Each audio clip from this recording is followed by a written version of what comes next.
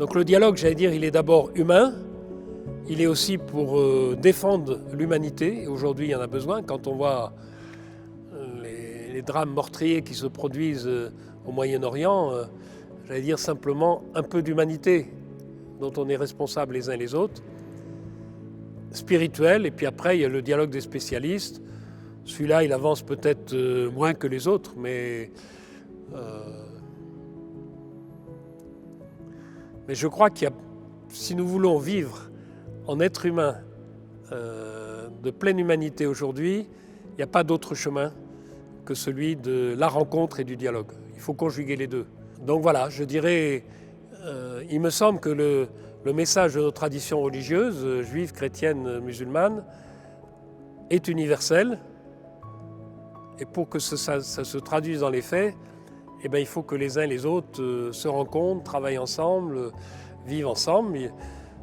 Il y aura toujours des différences. Voilà, c'est se rencontrer, vivre ensemble, non pas en mettant nos différences sous la chaise,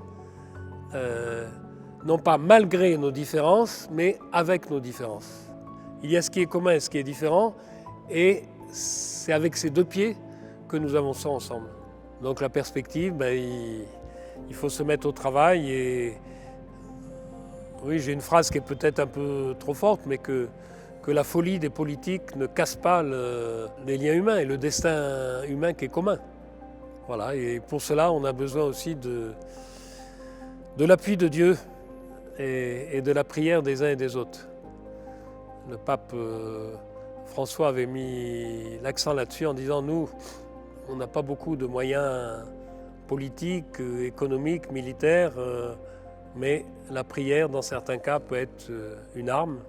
Elle n'est pas offensive, mais c'est vrai aussi que dans la foi chrétienne, on dit aussi que Dieu laisse l'homme libre. Alors il faut à la fois le supplier et surtout penser que ceux qui ont des responsabilités se mettent un peu à l'écoute de la sagesse de Dieu.